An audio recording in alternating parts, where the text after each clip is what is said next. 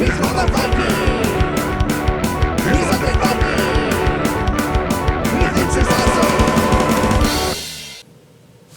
everybody, it's me, it's Undead Viking. I'm here with another video review. Today's review is pretty cool, and you know why? Because the game that I'm reviewing is so tiny it fits in my hat.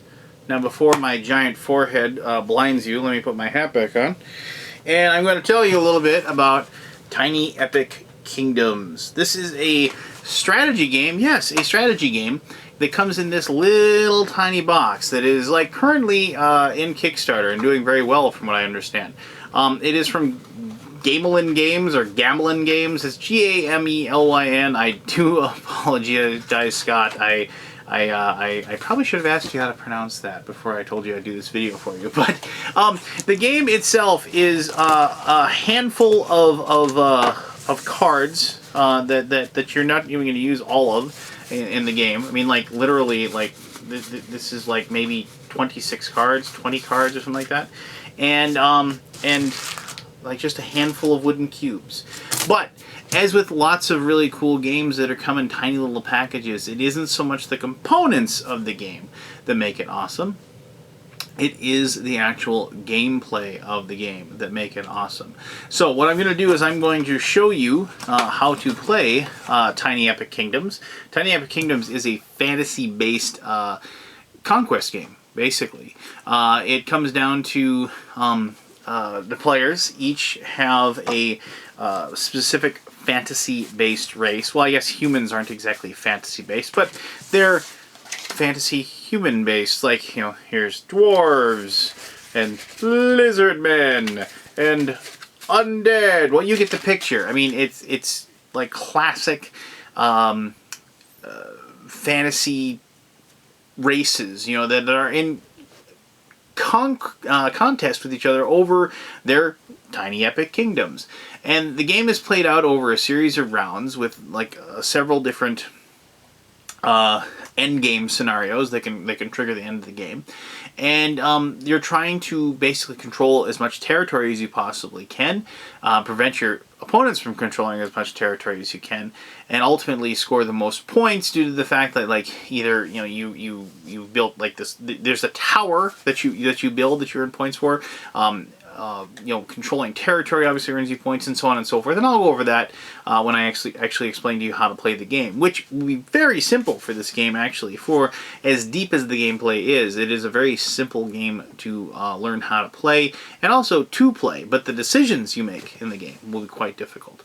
But I've kind of given away a little bit of my conclusion, so I'm not going to continue on that path. What I'm going to do instead is I'm going to show you how to play Tiny Epic Kingdoms, and then I'll tell you exactly what I think of this game, and as always, hopefully somewhere along the way you'll figure out whether or not this is a game that you want to add to your gaming shelf, and then you can go to the Kickstarter page, put down your hard-earned money, and then when this game gets published, they'll send a copy to you, obviously. So, alright, here we go. How to play Tiny Epic Kingdoms.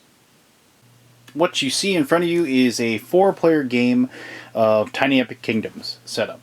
I went ahead and picked the races for each player, and I set up the tower card in the middle and the action selection card in the middle, and I'm going to go through everything step by step. It shouldn't take me long. The game's pretty simple, but it's got a lot of really deep gameplay decisions that you'll make while you play the game. I'm just going to show you some of the other faction cards. I mean, I picked the orcs, undead, lizardmen, and elves. It might be kind of tough for you to see those, so I'm just going to kind of show you what these cards look like. They just tell you the race up here, obviously. And these levels here are the magic levels. One of the options that you have is to build up your magic, and as you build up your magic, you get certain abilities, and they're very thematic for the races. It's like you can use magic to build. You know, dwarves would use magic, obviously, to build things. You can build instead of performing any other action, things like that. Dwarves are halflings. You know, it's like if you ever have an alliance, a player can never break an alliance with you. So, like, once the halflings are very peace-loving or whatever, if you create an alliance, the other player gains a resource of their choice. And so, the halflings are obviously like the big negotiators. They're like the people that like to cohabitate with all the other races. So once again, pretty thematic. Goblins. If you lose a battle, you steal a resource from a player. If you win a battle, gain one resource of your choice. So once again, goblins, warlike, or whatever, and finally, humans. It's like you pay for a war with resources of only one type, gain +2 to that fight. I'll explain. That'll make more sense when I explain wars here in a little bit. But if you trade, you get an extra resource, things like that. So it's like humans are well known for diversity and whatever. You know what the fantasy archetypes are, if you will. The important thing is level 5 magic. If you ever get to level 5 magic, pay for it and gain level 5 magic for your race, it triggers the end game. It's the last turn of the game. And so then if you trigger the end game, for each resource that you have greater than 4 units for gain +1 point. So it's like you have this last little thing. If you have the highest level of tower or tied, gain +1 point. Things like that. And they're once again the thematic. And so if you have or are tied with the highest population, gain +2 points. Like goblins breed like crazy. And like here you have like orcs. If no other players occupy your territory, +2. Things like that. Gain +1 to all war. Things like that. So the races and everything that they have are extremely thematic. Now the biggest thing about the game is after you've gotten the first player, you each person sets up their they get 2 units that they get to place anywhere on their little epic kingdom. Now all the kingdoms are considered to be attached to each other. So when you move into somebody else's territory, the territory itself has to be on the border or whatever. But you can see most things are on the borders, and you can't ever invade the water. You can't do anything with that. But you can. When you move in, you just kind of just take one of these spots, and the different color coding actually designates the different resources that will give you when you gather resources. Ore is red, yellow is food, and green is magic. And so when you start off, you get 2 units, and you get to place them anywhere you want on your little map. And so I will just do that. So I place it on the food for these orcs here. And to start off with, you get 6 total resources to start with, and so you can divvy that up how you will. They suggest having 1 ore, 2 magic, and 3 food to start with, just because that allows you the food you need to be able to grow, and so because more food actually allows you to put more cubes on and things like that, which I'll explain to you in just a moment. Just quickly, I'm going to show you the tower card. As you build the spots on the tower, you just climb up this ladder. You pay ore, as you can see up here, and then you pay that to gain that. If you build the last spot on the tower, that also triggers the end game, and obviously you can see it's worth points over here on the side as you build your tower. The other way to end the game is if you ever get all of your population cubes out onto the board. And you have a total of 7 population cubes, and you start with 2.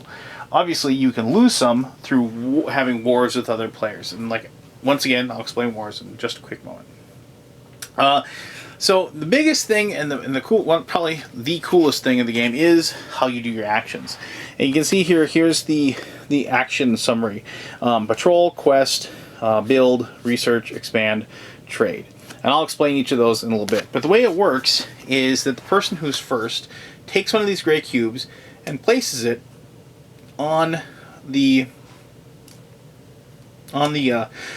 spot that they want to do, as far as and I'm assuming you're picking the spot that you want to do. And then what happens is they take that action, and then the play continues clockwise around the board. And then the next person has to choose if they want to follow suit and do the exact same action that person chose, or they can choose to gather resources. If you choose to gather resource, you get to add to your resources wherever you have a cube, anywhere, anybody else's territories and your own.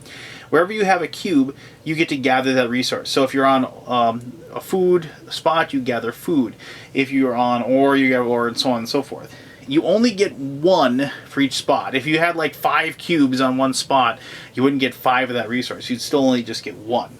So it's always a good idea to spread out, even if that means that like you run the risk of having to go to war, or you're basically putting yourself possibly at risk for war.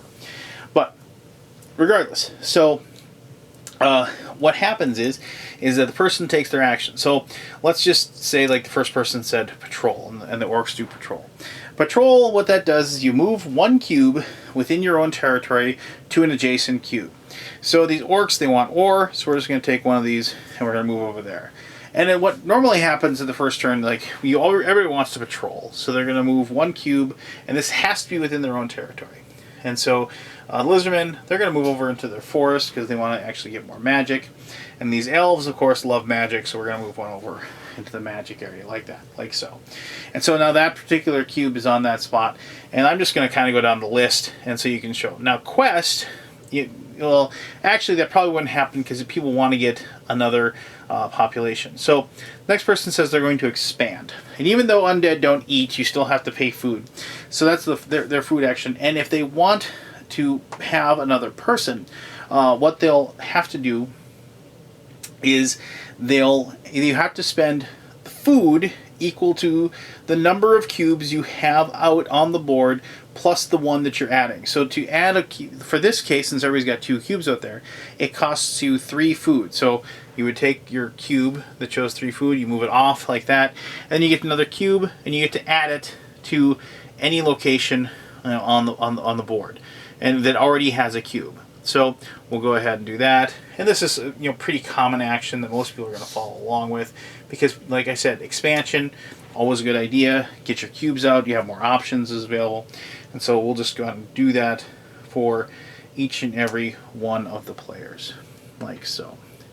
And we'll go like that. So that is that. Now is when, like, obviously because people have used up like their farms and they've used up their food, now the actions they're taking are going to be a little more difficult to decide.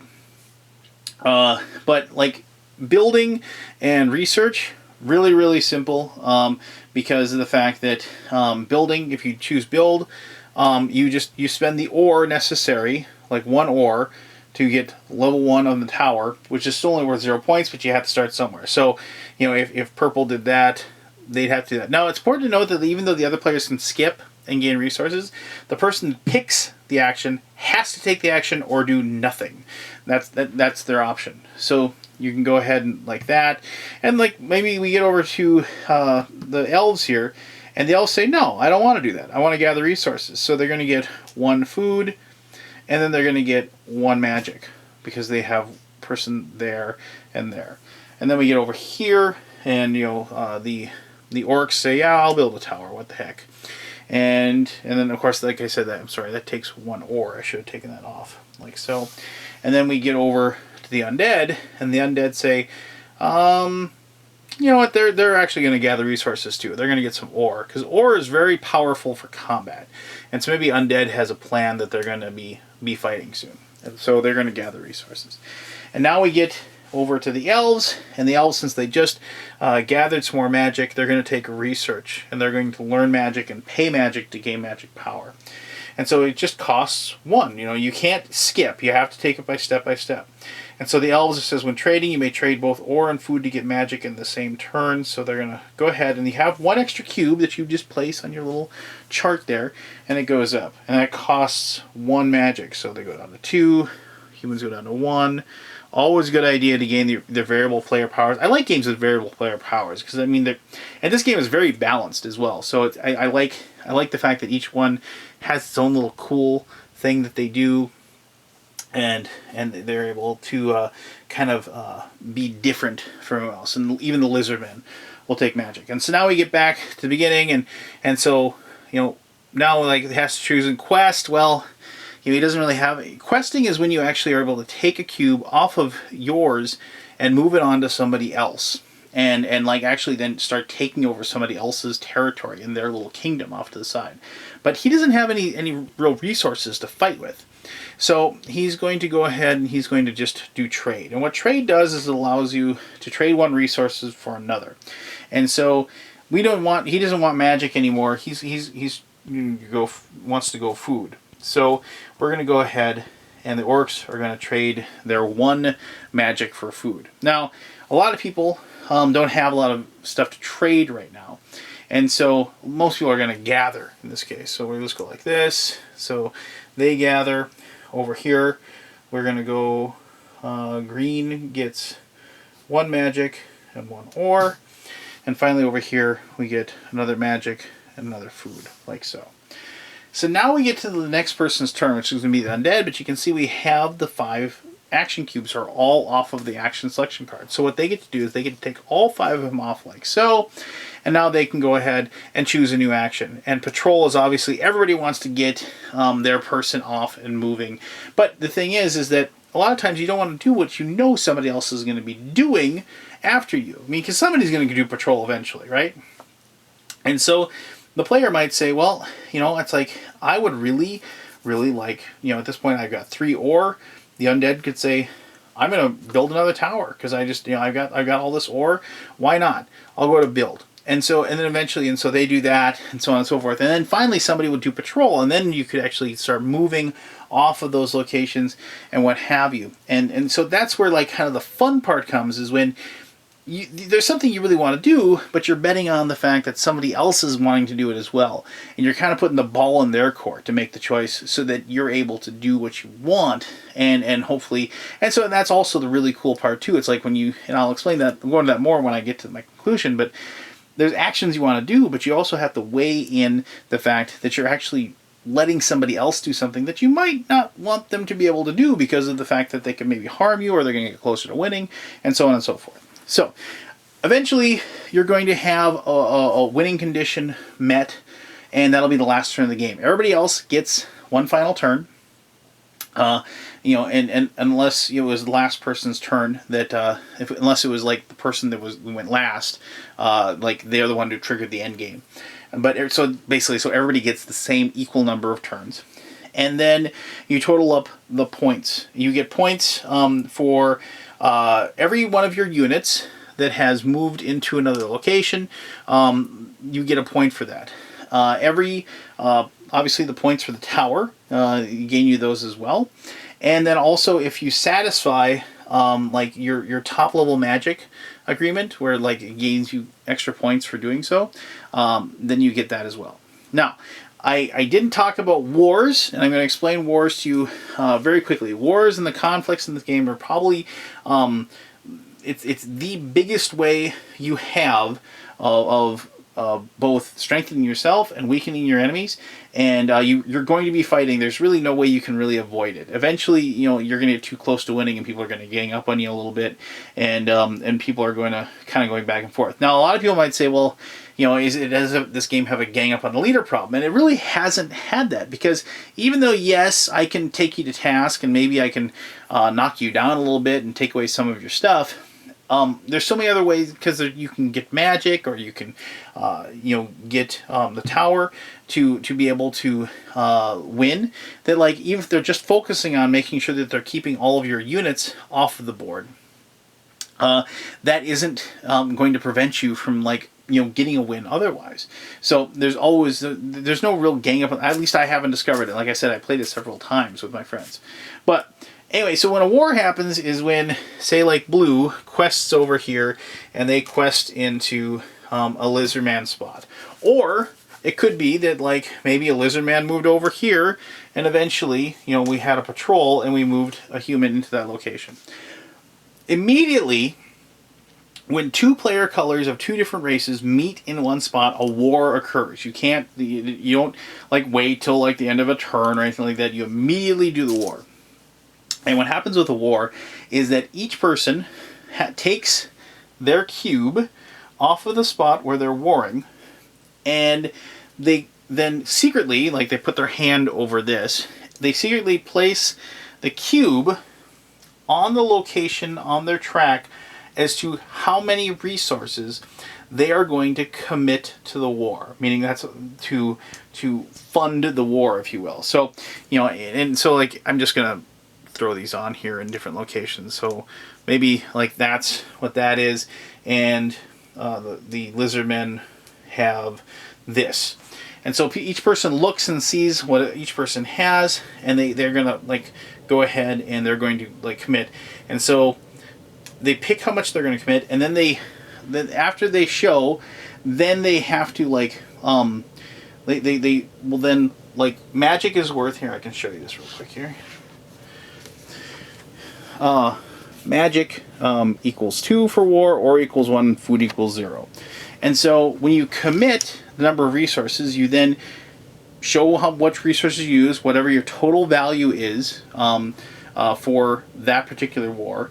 Whoever has the highest score wins. If you defend, like if you're the defender and you tie, then you like nothing happens, and the defender retains the square, much because they're on their home turf, if you will.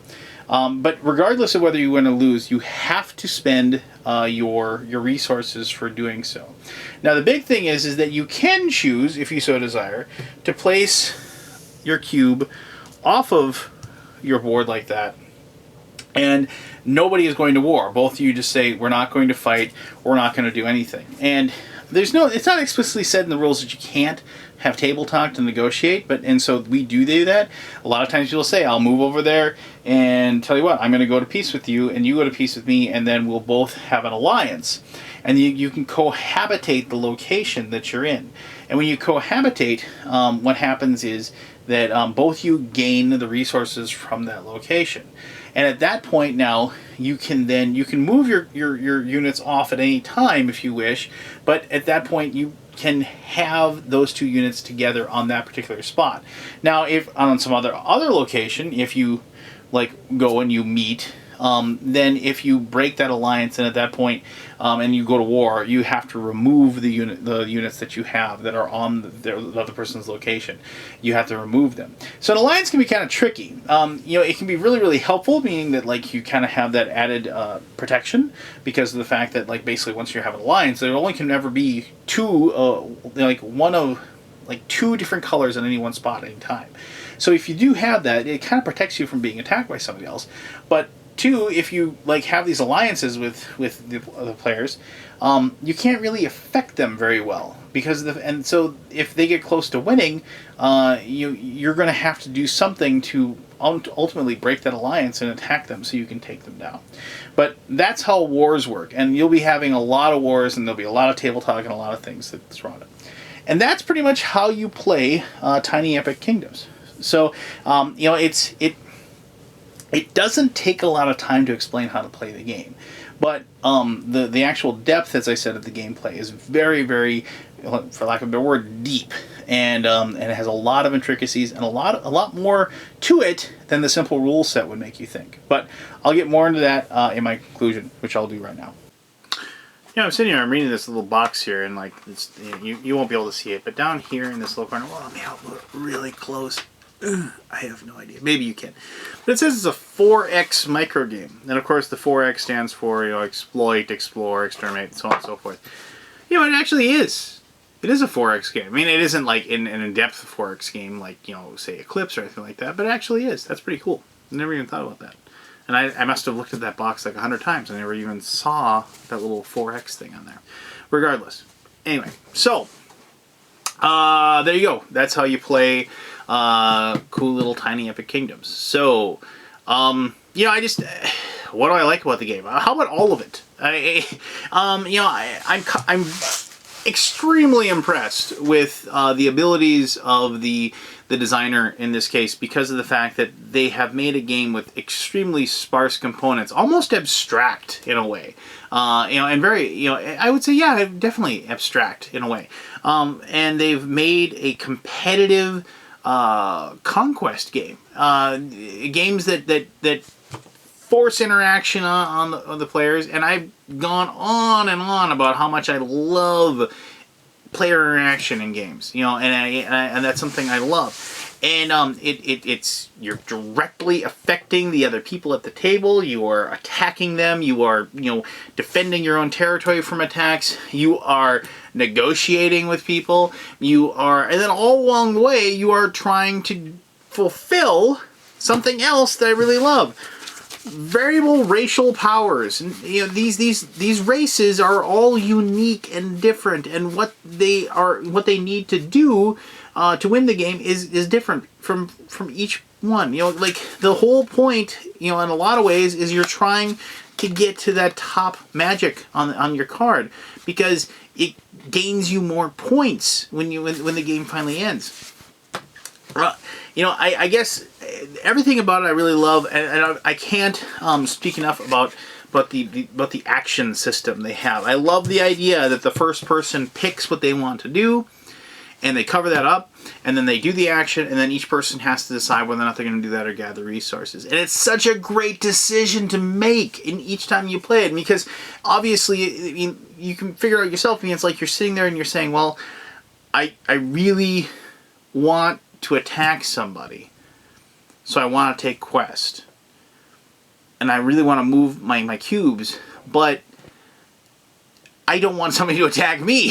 So it's like you have that paralyzation kind of moment where you're like, well, I want to do this, but you know, this is when the negotiation part of the game. This is when you start talking to people around you, and this is when you start saying, you know, it's like, well, you know, it's like, if I do this, will you? And you have that moment of trepidation, if you will. And I found in a lot of games, like a lot of things, is like the quest action, is people get kind of scared of taking that action right away, especially at the beginning of the game. Whenever you play a game where you know inevitably you're going to be fighting the other people that you're playing with, you always want to pick your first opponent very carefully, because undoubtedly the first person you attack, you and that person are going to be head to head for the rest of the game. And you know, I know if somebody goes, and I'm going to take over your territory. Oh yeah? Well, I'm going to just spend the rest of the game trying to beat you into submission. How dare you attack me without saying anything? Even though if it was my turn, I would have done the exact same thing, and I would have been appalled that you had been that upset with me over doing it. But that's what I love about these types of games. It challenges you to try to outthink your opponents, which, of course, at any time, like, you're not playing the game, you're playing the person, it's the replayability goes through the roof at that point, because a human being obviously is so much more adaptable to you and your strategies and your actions than a game mechanic ever will be.